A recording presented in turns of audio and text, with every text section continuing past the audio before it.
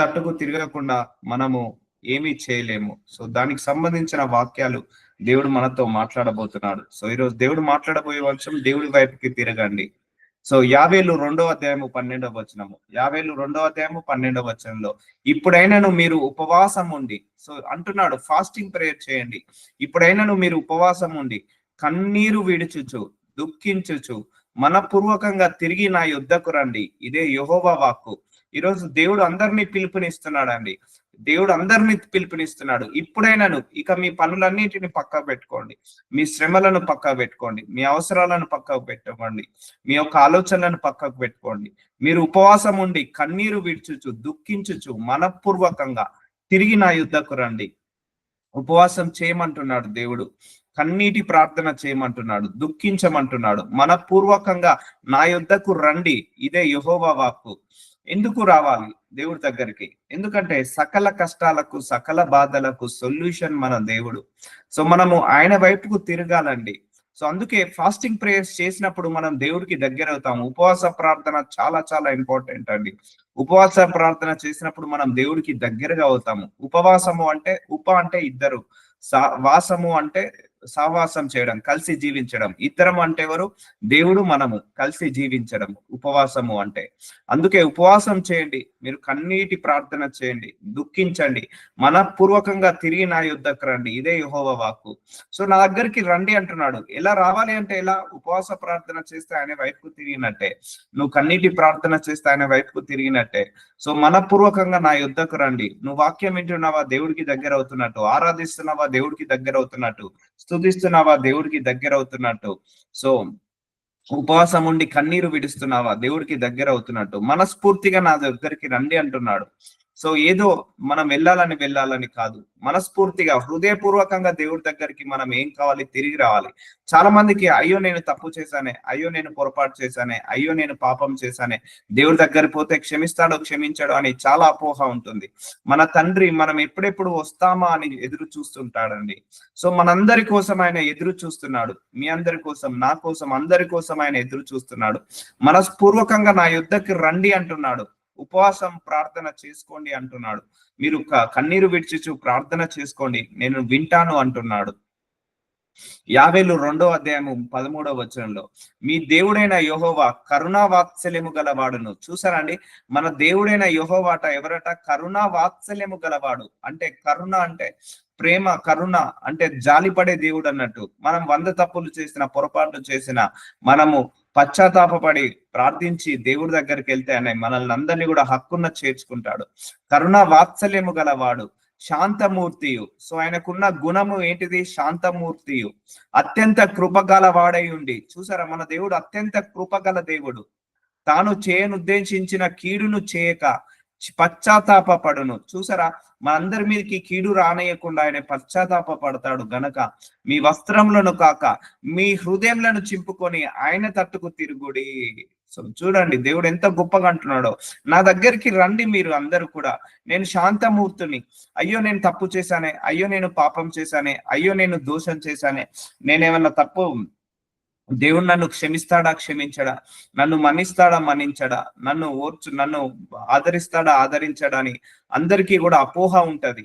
ఆ అపోహ నుంచి మీరు బయటపడండి. ఎందుకంటే ఆయన కరుణా వాత్సల్యము గలవాడు, ప్రేమించే దేవుడు అండి, ఆయన కరుణించే దేవుడు అండి, ఆదుకునే దేవుడు అండి, ఆయన ఆదరించే దేవుడు అండి. సో శాంతమూర్తి, అత్యంత కృపగల వాడై ఉండి, ఆయన కృపకు అంతు లేదు, అత్యంత కృపగల వాడై ఉండి, తాను చేయనుద్దేశించిన కీడుని, మనం ఎన్ని తప్పులు పొరపాటు చేసినా కీడు చేయకుండా పశ్చాత్తాపడును గనక ఆయన మన గురించి పశ్చాత్తాప పడుతున్నాడట. సో ఇప్పటికైనా కూడా మీ హృదయాలను చింపుకొని ఆయన తట్టుకు తిరుగుడి. హృదయాలను చింపుకోండి అంటే మన హృదయంలో ఎంతో చెడు, ఎంతో కీడు, ఎంతో దూరం ఉంది దేవుడికి. సో మన హృదయానికి ఆయనను మనం ఏం చేసుకోవాలి? దగ్గరికి రమ్మంటున్నాడు. మీ హృదయాలను చింపుకొని నా దగ్గరికి రండి, మీ హృదయపూర్వకంగా నన్ను దగ్గరికి తీసుకోండి అంటున్నాడు. రండి, నా దగ్గరికి రండి, నా వైపుకు తిరగండి, నాకు ప్రార్థించండి, నాతో సావాసం పెంచుకోండి, నాతో సంబంధం పెంచుకోండి, నన్ను దగ్గరగా తీసుకోండి మీరందరూ కూడా అని అంటున్నాడు. ఇప్పుడు మనము మన పిల్లల్ని వదిలేసి వేరే ఊరికి వెళ్ళాము, సో వాళ్ళు ఫోన్ చేసి ఏమంటారు, అమ్మ మేము మిమ్మల్ని చూడాలనుకుంటున్నాము, నాన్న మేము మిమ్మల్ని మిస్ అవుతున్నాము, త్వరగా వచ్చేయండి అని మనము పిల్లల్ని అంటాము, పిల్లల్ని మనము అంటారు. సో అలాగే నువ్వు దూరంగా ఉన్నావు కదా, దేవుడు అలాగే అంటున్నాడు, నువ్వు నాకు దూరంగా ఉన్నావు, నా దగ్గరికి రా అంటున్నాడు. నువ్వు నాకు వ్యతిరేకంగా నడుస్తున్నావు, అయినా పర్లేదు, నేను పశ్చాత్తాప పడుతున్నాను, నీకు కీడునేమి చేయను, నా దగ్గరికి రా అని ఆయన 2 చేతులు చాచి మీ అందరినీ అడుగుతున్నాడు ఈరోజు దేవుడు. నా దగ్గరికి రండయ్యా, నేను కరుణా వాత్సల్యము గలవాడను, నా వద్దకు రండమ్మా, నేను శాంతమూర్తిని, నా వద్దకు రండి నా బిడ్డలారా, నేను అత్యంత కృప గలవాడనై ఉన్నాను, నేను మీకు పశ్చాత్తాప పడుతున్నాను, మీ హృదయాలను చిప్పుకొని నా తట్టుకు తిరగండి అని దేవుడు ఈరోజు మనందరి విషయాలను ఆయనే బాధను వ్యక్తపరుస్తున్నాడు. మనందరినీ కూడా ఆయన దగ్గరికి రమ్మని కోరుకుంటున్నాడు, ఆయన దగ్గరికి ఏకం కమ్మని కోరుకుంటున్నాడు. ఇప్పుడు మనమే ఊరికి వెళ్ళాం అనుకోండి, మన తల్లిదండ్రులు కావచ్చు, మన పిల్లలు కావచ్చు, ఎలా అడుగుతారండి, తొందరగా రండి, మీరు మిస్ అవుతున్నాము, తొందరగా రండి, మేము మీకోసం వేచి ఉన్నామని పిల్లల్ని అంటాము మనము. అలాగే పిల్లలు కూడా తల్లిదండ్రులను కూడా అంటారు. అలాగే ఇప్పుడు మనందరం కూడా దేవుడి వైపుకు తిరగాలండి. ఇది సమయము ఆసన్నమైంది, దేవుడి వైపుకు తిరగగలిగే సమయము ఆసన్నమైందండి. అందుకే ఏ ఒక్కరు కూడా దేవుణ్ణి నిర్లక్ష్యం చేయకండి, ఆయనకు ఉపవాస ప్రార్థనలు చేయండి. అందరూ కూడా ఒక 10 రోజులు, 11 రోజులు, 20 రోజులు, 30 రోజులు ఉపవాస ప్రార్థన చేసి ఆయనను వెతకండి, ఆయన దగ్గరికి రండి. ఆయన మీ అందరినీ కూడా చేయి చాచి పిలుస్తున్నాడు. ఆయన మిమ్మల్ని మనందరినీ కూడా హక్కున చేర్చుకోవడానికి, మనందరినీ కూడా హృదయాన్ని చిక్కుకొని ఆయన తట్టుకు తిరగమంటున్నాడు. నేను అత్యంత కృపను చూపిస్తాను, కరుణను చూపిస్తున్నాను. ఇప్పటి వరకు ఇంకా దేవుడికి ఎవరైతే మనస్సుకి దూరంగా ఉన్నారో ఇది మంచి ఆపర్చునిటీ. దేవుడు మీ అందరి కోసం వేచి ఉన్నాడండి. అందరినీ కూడా నా దగ్గరికి రండి అంటున్నాడు. ఒక తల్లి పిల్లల్ని ఎలాగైతే పిలుస్తున్నాడో అలాగే మనందరినీ కూడా పిలుచుకుంటున్నాడు. సో ఒకవేళ ఆయన మనస్సు తిప్పుకొని పశ్చాత్తాపడి మీ దేవుడైన యెహోవా తగిన నైవేద్యమును పానార్పణమును మీకు దీవెనగా అనుగ్రహింపని ఎవడు చెప్పగలడు. సో 52:14 ఆయన ఏమంటున్నాడు, ఒకవేళ ఆయన మనస్సు తిప్పుకొని, ఒకవేళ నీ మీద కోపం ఉందా ఆయన మానుకుంటాడు, ఒకవేళ నీకు మీద ఏమన్నా నెగిటివ్ ఫీలింగ్ ఉందా మార్చుకుంటాడు దేవుడు. సో ఒకవేళ ఆయన మనస్సు తిప్పుకొని పశ్చాత్తాపడి, చూసారా మన విషయంలో ఆయన పశ్చాత్తాప పడుతున్నాడు, మీరు ఎప్పుడెప్పుడు వస్తారా అని ఎదురు చూస్తున్నాడు, ఆయన వైపుకి ఎప్పుడెప్పుడు తిరుగుతారా అని ఎదురు చూస్తున్నారు. సో కానీ మనం లోకం వైపే తిరుగుతున్నాము, లోకం తట్టే తిరుగుతున్నాము, లోకానుసారంగా బ్రతుకుతున్నాము. ఆయన మనసు తిప్పుకొని పశ్చాత్తాపడి మీ దేవుడైన యెహోవాకు తగిన నైవేద్యము పానార్పమును మీకు దీవెనగా అనుగ్రహించును. ఆయన మనందరినీ దీవించడానికి సిద్ధంగా ఉన్నాడు, కానీ మనము ఆయన దగ్గరికి వెళ్ళడానికి సిద్ధంగా ఉన్నామా, మనము ఆయనను గుర్తించడానికి సిద్ధంగా ఉన్నామా? సో అది అడుగుతున్నాడు. అనుగ్రహింపడని ఎవడు చెప్పగలడు? ఆయన మనల్ని క్షమించడనే అనుకుంటున్నారా, ఆయన మనల్ని దీవించడని అనుకుంటున్నారా అని ఎవరు చెప్పగలరు? ఎవ్వరు కూడా చెప్పలేరండి. ఆయన ప్రేమించే దేవుడు అండి, గుర్తు పెట్టుకోండి. ఒక కుమారుడు తప్పిపోయాడు, సో రాజ్యాలు తిరిగాడు, దేశాలు తిరిగాడు, తను సంపాదించినంతా పోగొట్టుకున్నాడు. సో తప్పిపోయిన కుమారుడు ఎప్పుడెప్పుడు వస్తాడని ఆ తండ్రి ఎదురు చూస్తున్నట్టు మనందరము తప్పిపోయాము దేవుడి ముందట. మనందరం ఎప్పుడెప్పుడు దేవుడికి దగ్గరవుతామా, దేవుడి దగ్గరికి ఎప్పుడు వస్తామా అని ఆయన మనందరినీ కూడా ఏం చేస్తున్నాడు, వేచి ఉన్నాడు. మనందరి కోసం ఆయన వెయిట్ చేస్తున్నాడు. కాబట్టి మీకు దీవెన అనుగ్రహించను, ఆయన మనందరికీ దీవెన అనుగ్రహిస్తాడు. అనుగ్రహింపడని ఎవడు చెప్పగలడు? సో ఆయన క్షమించే దేవుడు అండి, ప్రేమించే దేవుడు, ఆదుకునే దేవుడు, సహాయం చేసే దేవుడు, హెచ్చించే దేవుడు, బలపరిచే దేవుడు, మహిమ చూపించే దేవుడు, ఆయన కన్నీళ్లను తూర్చే దేవుడు, కనికరాన్ని చూపించే దేవుడు. సో ఆయనే ఆశీర్వదించే దేవుడు అండి. ఆయన మనందరి కోసం వేచి ఉన్నాడు. అందరం కూడా దేవుడు మన దగ్గర నుంచి మన కానుకలను ఎక్స్పెక్ట్ చేయట్లేదు. దేవుడు మన యొక్క ఆస్తి పాస్తులను ఎక్స్పెక్ట్ చేయట్లేదు, మన హృదయాన్ని ఎక్స్పెక్ట్ చేస్తున్నాడు, మన హృదయంలో సమయాన్ని ఎక్స్పెక్ట్ చేస్తున్నాడు, మనం ఆయనతో లోతైన సావాసం గడపాలని ఎక్స్పెక్ట్ చేస్తున్నాడు. సో అందుకే turn your heart towards to the God, దేవుడి వైపుకి మీ హృదయాలను తిప్పండి. మనందరి హృదయాలను దేవుడి వైపుకు తిరగాలి. ఇంకెక్కువసేపు ప్రార్థించుకుందాం, ఉపవాస ప్రార్థనలు చేద్దాము, లోతుగా దేవుడితో సావాసం చేసుకుందాము, లోతుగా దేవుణ్ణి వెతుకుదాము. సో లోతుగా వాక్యాన్ని విందాము, లోతుగా వాక్యాన్ని చదువుకుందాము, ఇంకెక్కువసేపు దేవుడితో గడుపుదాము. ఈ లోకంలో ఉన్న మర్యాదను, లోకంలో ఉన్న ఆశీర్వాదాలను పక్కకు పెట్టేసి దేవుడి వైపుకు తిరుగుదాము, దేవుడి మీద మనస్సు పెట్టుకుందాము. నా దగ్గరికి రండి అంటున్నాడు. ఈరోజు 2 చేతులు చాపి అడుగుతున్నాడు, రండి, నేను మిమ్మల్ని దీవించడానికి సిద్ధంగా ఉన్నాను, నా వైపుకు తిరగండి అంటున్నాడు. సో చూసారండి, దేవుడి ఎప్పుడు కూడా మనము కమర్షియల్ గా ఉండద్దండి. ఈ దేవుడి విషయంలో పర్సనల్ రిలేషన్ ఉండాలి, ఎమోషనల్ టచ్ ఉండాలి దేవుడితోటి, ఎమోషనల్ అటాచ్మెంట్ ఉండాలి దేవుడితోటి. ఎప్పుడు కూడా పర్సనల్ గా ఎమోషనల్ అటాచ్మెంట్ ఈ దేవుడితో ఎప్పుడు కూడా ఉండాలండి. అది మాత్రం మర్చిపోద్దు. అందరూ కూడా మీ హృదయాలన్నిటిని కూడా దేవుడి వైపుకు తిప్పండి. సో అందుకే దేవుణ్ణి అడగాలి, అయ్యా మీ వైపు తిరిగే హృదయాన్ని మాకు దయచేయండి, మీ వైపుకి మలిచే హృదయాన్ని మాకు దయచేయండి, మీ వైపుకి మిమ్మల్ని తెలుసుకునే హృదయాన్ని మాకు ఇవ్వమని అడగాలి దేవుణ్ణి ఎప్పుడు కూడా. సో యోషయ 14వ అధ్యాయం 1వ వచనంలో, ఇజ్రాయేలు, నీ పాపము చేత నీవు కూలితివి గనుక నీ దేవుడైన యెహోవా తట్టుకు తిరుగుము. చాలా మంది తప్పు చేసినప్పుడు, పాపం చేసినప్పుడు దేవుడికి దూరం అవుతారు. అయ్యో నా దేవుడు క్షమిస్తాడో క్షమించడో. ఒకటే గుర్తు పెట్టుకోండి, మనం తప్పులు చేసిన, పాపాలు చేసిన, దోషాలు చేసిన, పొరపాట్లు చేసిన, మనం ఫస్ట్ తిరగాల్సింది దేవుడి వైపుకే. అలాని చేయమని నేను ఎంకరేజ్ చేయను, అలాని తప్పులు, పొరపాట్లు, పాపాలు, దోషాలు చేయమని నేను ప్రోత్సహించను. ఒకవేళ తెలుసో తెలియకో కొన్ని పొరపాట్లు, తప్పులు, పాపాలు జరిగినప్పుడు మనందరం కూడా దేవుడికి దూరం అవుతాము. సో నువ్వు పాపం చేసావా, కూలితివి, పాపం వల్ల కూలావా, సో నీ దేవుడైన యెహోవా తట్టుకు తిరుగుము. ఎందుకంటే చాలా మంది తప్పు చేసిన, పాపం చేసిన, పొరపాటు చేసిన, దోషం చేసిన, అయ్యో నా దేవుడు నన్ను క్షమిస్తాడో క్షమించడో, అయ్యో నా దేవుడు నన్ను ఆదుకుంటాడో ఆదరిస్తాడో అనే అందరికి అపోహ ఉంటుంది. ఆయన నువ్వు ఎన్ని తప్పులు, పొరపాట్లు, పాపాలు చేసినా ఆయన నిన్ను కోరుకుంటున్నాడు. యెహోవా తట్టుకు తిరగాలి, ఆయన తట్టుకు తిరగాలని కోరుకుంటున్నాడు. అలాని పాపం చేయమని నేను అడగట్లేదు. సో పాపం వల్ల ఏమైతుందంటే దేవుడికి దూరం అవుతుంటాము. అవును, ఇప్పటి వరకు మనం దేవుడికి విరోధంగా ఎన్నో తప్పులు, పొరపాట్లు, పాపాలు, దోషాలు చేశాము. అయినా కూడా మీరు నా దగ్గరికి రండి, నేను క్షమిస్తాను, అయినా రండి నా దగ్గరికి, మీ పాపాలను, మీ దోషాలను కడిగి వేస్తాను. ఆయన తప్పించి ఎవరు కడగలేరండి మన పాపాలను, మన దోషాలను, మన పొరపాట్లను. ఆయన తప్పించి ఎవరు కూడా మనల్ని ఆదరించలేరు, ఎవరు కూడా మనల్ని ఆదుకోలేరు. నువ్వు దేవుడి దగ్గరికి తిరిగినప్పుడే నీ పాప క్షమాపణ జరుగుతుంటది, పాప క్షమాపణ జరుగుతుంటది. కాబట్టి మాటలు హోషేయ 14వ అధ్యాయం 2వ వచనంలో, మాటలు సిద్ధపరచుకొని యెహోవా యొద్దకు తిరుగుడి. సో యెహోవా యొద్దకు తిరుగుడి. మీరు ఆయనతో చెప్పవలసినది ఏమనగా, సో ఆయనతో చెప్పవలసింది ఏంటిదనగా, పాపములన్నింటినీ పరిహరింపుము. మనం ప్రార్థించుకోవాలి, అయ్యా నేను ఎన్నో తప్పులు, ఎన్నో పాపాలు, ఎన్నో దోషాలు చేశాను, వాటన్నింటినీ క్షమించు ప్రభువా, పరిహరింపు ప్రభు అని అడగాలి. మనం ఎప్పుడు కూడా అడగాలండి.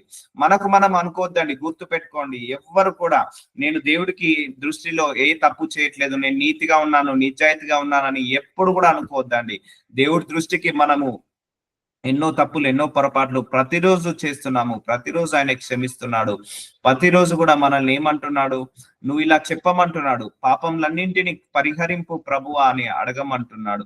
ఎడ్లకు బదులుగా నీకు మా పెదవులను అర్పించుచున్నాము. దేవుడు నీ దగ్గర నుంచి పశువులను, గొర్రెలను, మేకలను బలులుగా అర్పించమని అనట్లేదు.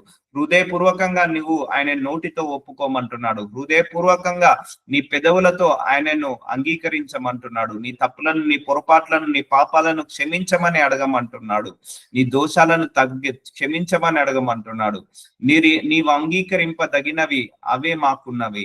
సో దేవుడు మన దగ్గర నుంచి ఎడ్లను, గొడ్లను, లేకపోతే బర్రెలను, మేకలను ఆయన అడగట్లేదండి. నీ నోటి నుంచి వచ్చే విలువైన మాటను కోరుకుంటున్నాడు. యేసయ్యా నేను తప్పు చేశాను, నన్ను క్షమించు ప్రభువా, నన్ను నీ వైపుకు తిప్పుకో ప్రభువా. ఈ మాటలు ఆయన నీ దగ్గర నుంచి ఎక్స్పెక్ట్ చేస్తున్నాడు.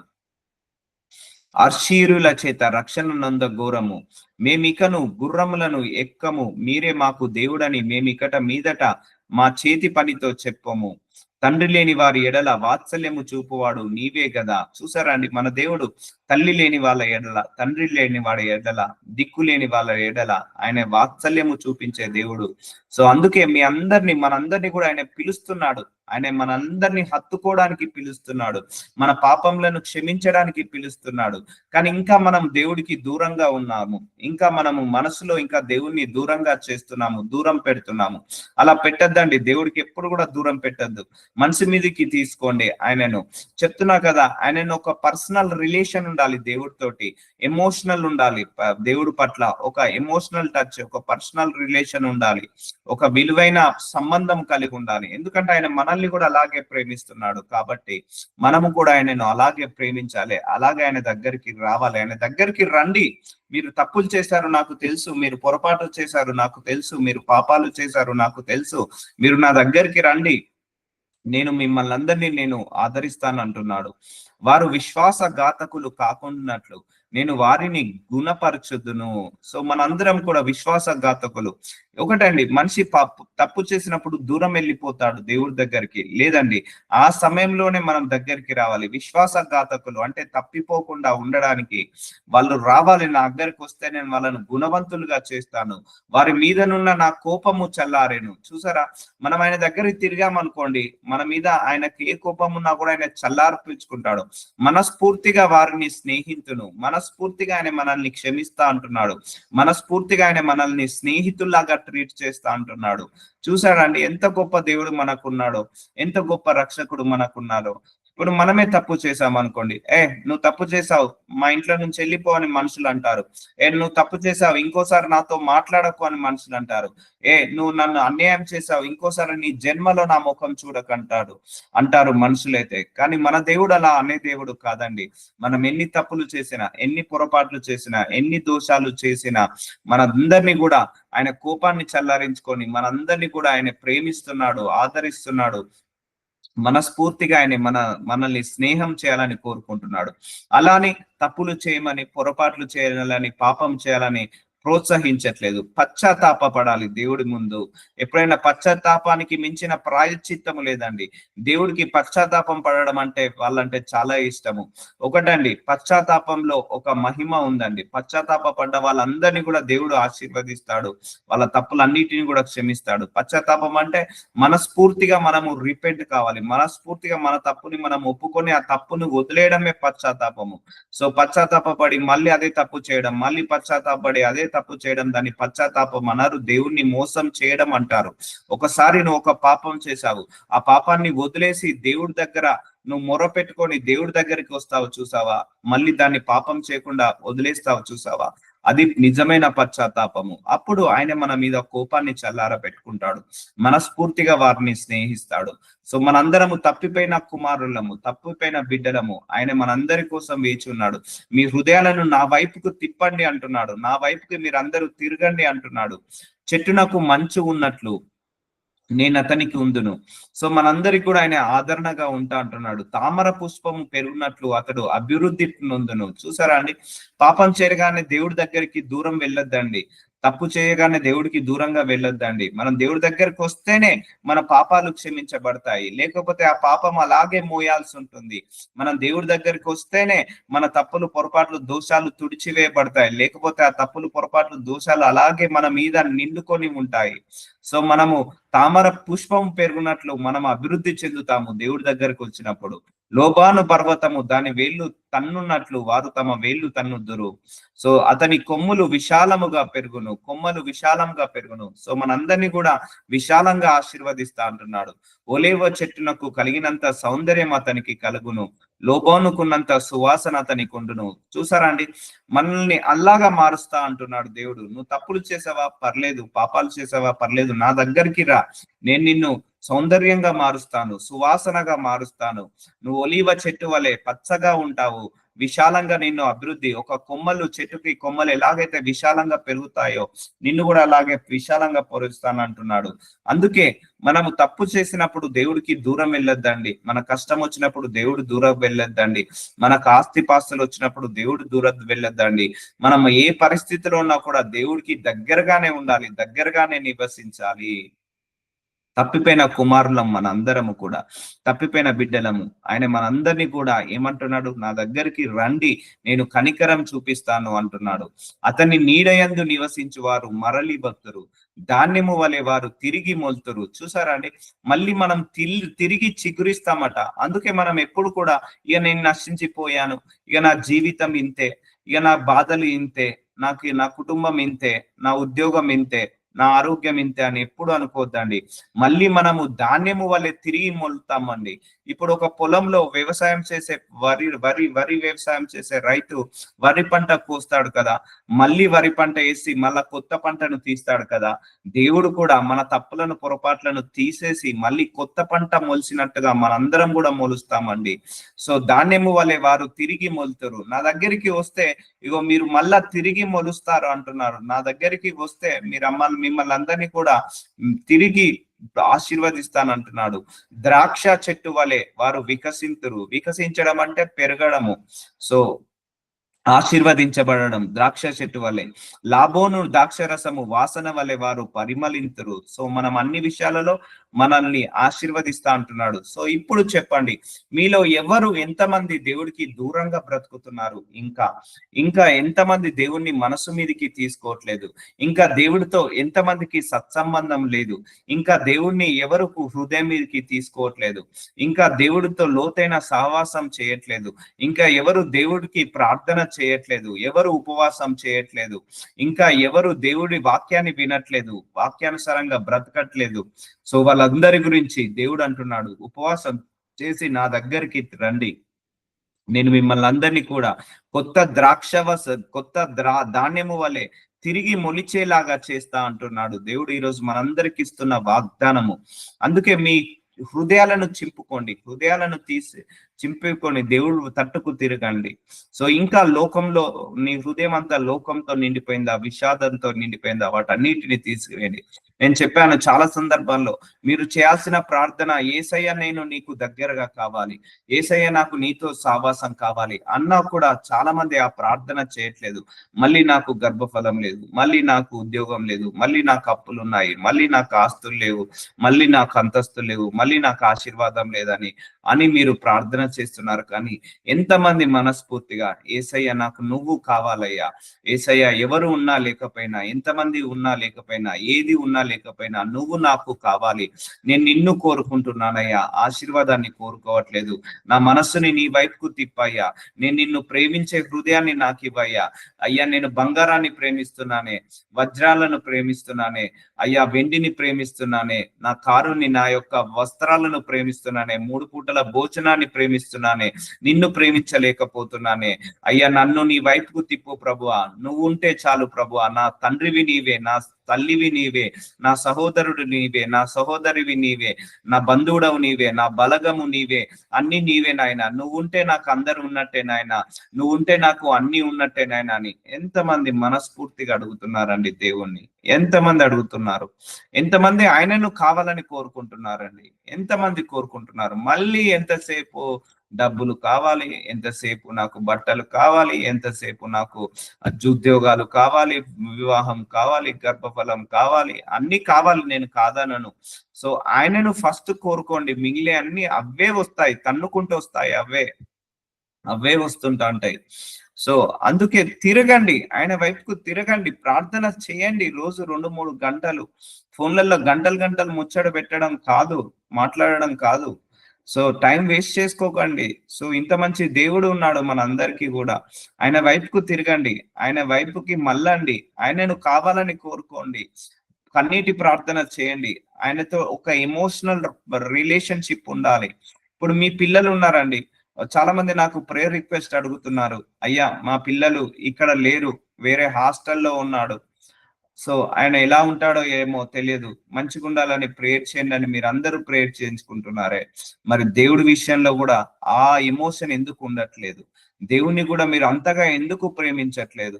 దేవుణ్ణి కూడా ఎందుకు అంతగా ఇష్టపడట్లేదు? నీ పిల్లల్ని ఇష్టపడ్డట్టుగా నువ్వు దేవుణ్ణి ఎందుకు ఇష్టపడట్లేదు?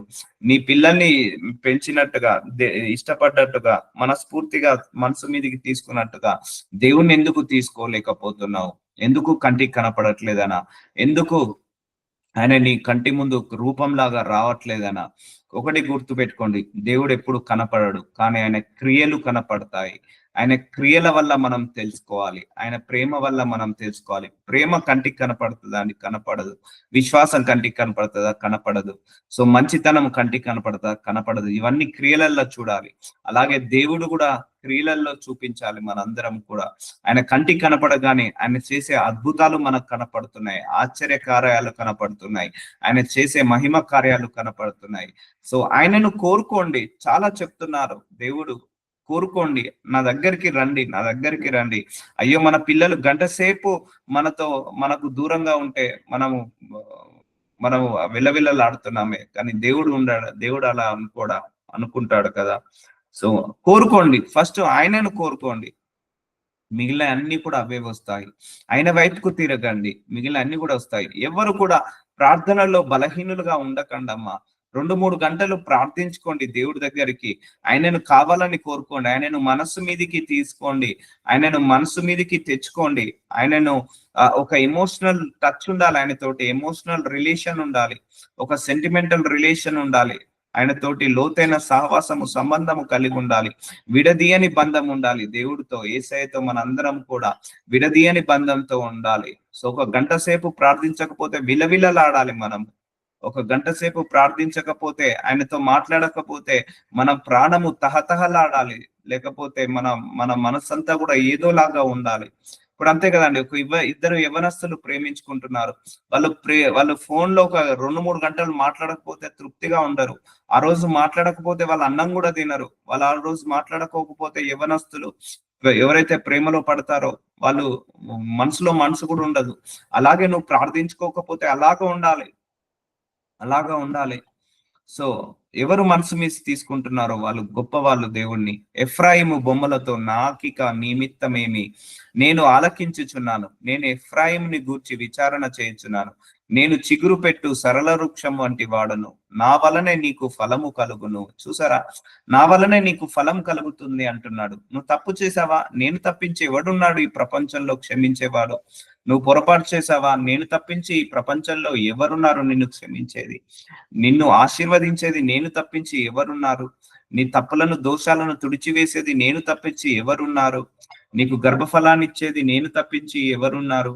సో నీకు ఫలాన్ని ఇచ్చేది నేనే కదా, నేను తప్పించి ఎవరున్నారు? సో దేవుడు అంటున్నాడు, హూ ఇస్ దేర్, నీకెవరున్నారు ఫలం ఇవ్వడానికి? నీ గర్భఫలం ఇవ్వాలన్నా నా దగ్గరికి రావాల్సిందే, నువ్వు పరలోకానికి వెళ్ళాలన్నా నా దగ్గరికి రావాల్సిందే, నువ్వు ఆశీర్వదించబడాలన్నా నా దగ్గరికి రావాల్సిందే, ఉద్యోగం రావాలన్నా నా దగ్గరికి రావాల్సిందే, నీకు వీసా కావాలన్నా నా దగ్గరికి రావాల్సిందే, నువ్వు దేనికైనా నా దగ్గరికి రావాల్సిందే. నా వల్లనే కదా నీకు ఫలం కలుగును. మరి ఎక్కడెక్కడ ఎందుకు తిరుగుతున్నావు?